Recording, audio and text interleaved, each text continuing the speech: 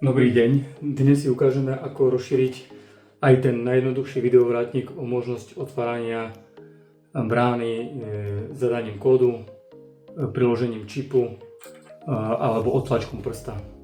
A v zásade aj vzdialeným otváraním cez mobilný telefón.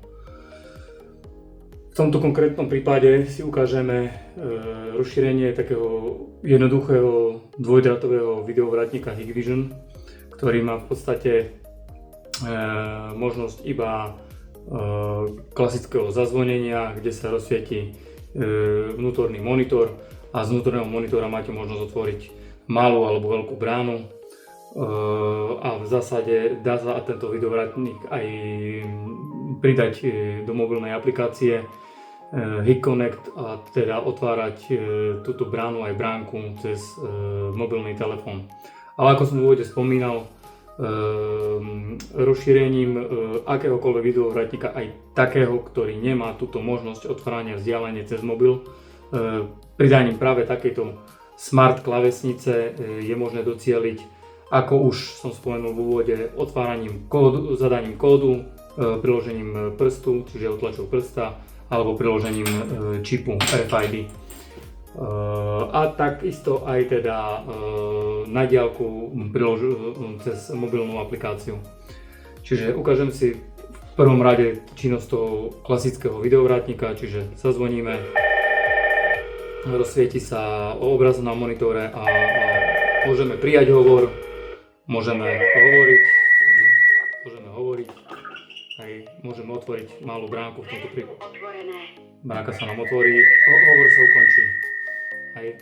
Ale zvonku nemáme žiadnu inú šancu ako túto bránku alebo bránu otvoriť iba mobilným telefónom.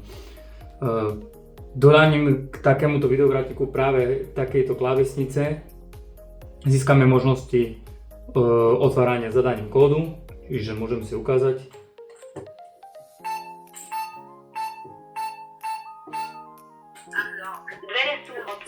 Dvere sme si otvorili. Takisto priložením čipu a ako som spomenul aj otlačkom prsta. Dvere sú otvorené.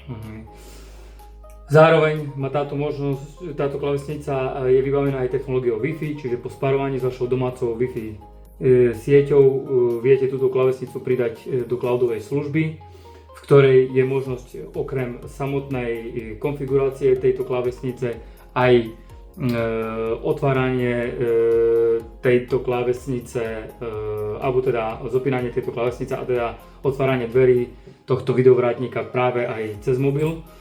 A zároveň sú tam ďalšie funkcie ako napríklad generovanie jednorazových alebo časových kódov. O čo sa jedná? Sú to kódy, jednorazové kódy sú také, ktorých vygenerovaním ich zadáte raz a tento kód sa zneplatní. Najpraktickejšie použitie takéhoto využitia je pre kuriérov.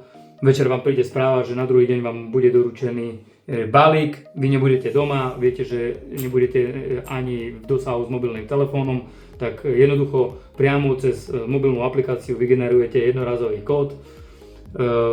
Jedná sa o 12-miestny kód, ktorý máte možnosť priamo z aplikácie za pár sekúnd vygenerovať a rovno zozdieľať vášmu kuriérovi či cez SMS, WhatsApp, Messenger alebo e-mail, akoukoľvek formou.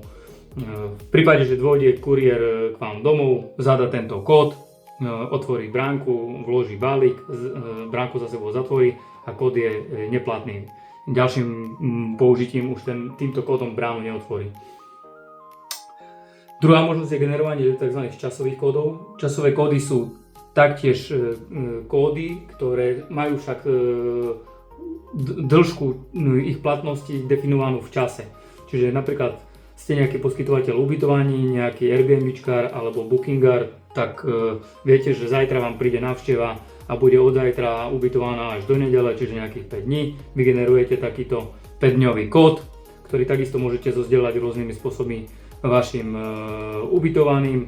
Tí, keď dorazia na miesto, týmto kódom si otvoria a vedia počas celej doby tých 5 dní ten kód používať neobmedzene. Po skončení ubytovania sa tento kód automaticky deaktivuje a už viac nebude platný. Ďalšia vecou je, pokiaľ túto klávesnicu máte pridanú v cloude, máte možnosť cez vytvorenie tzv. Smart scén získať funkcionalitu, a to je, že každým otvorením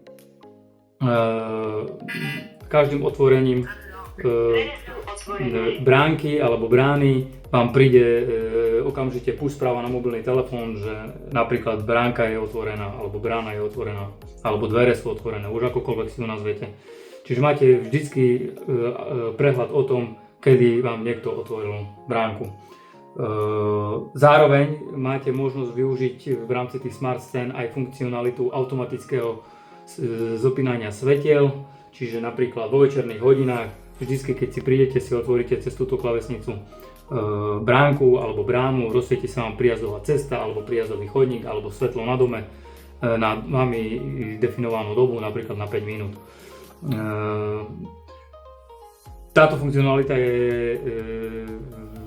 pre túto funkcionalitu je potrebné ešte potom Wi-Fi Smart modul svetelný, ktorý sa inštaluje pod vypínač vášho vonkajšieho osvetlenia.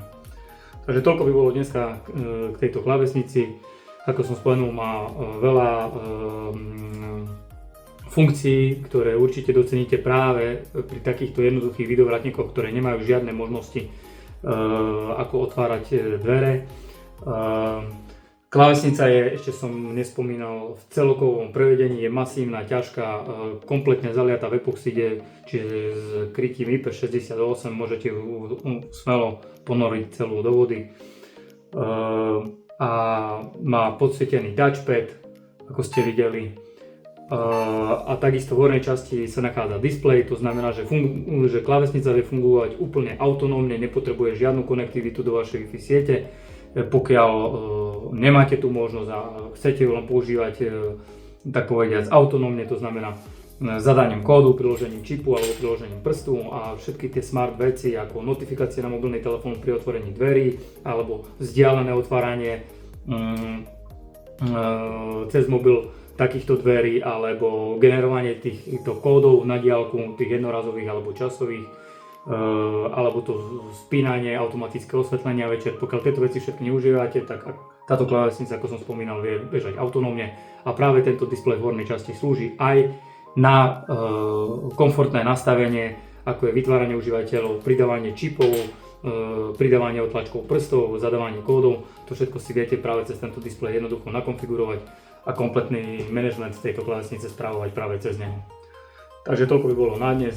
Ďakujem za pozornosť a majte sa.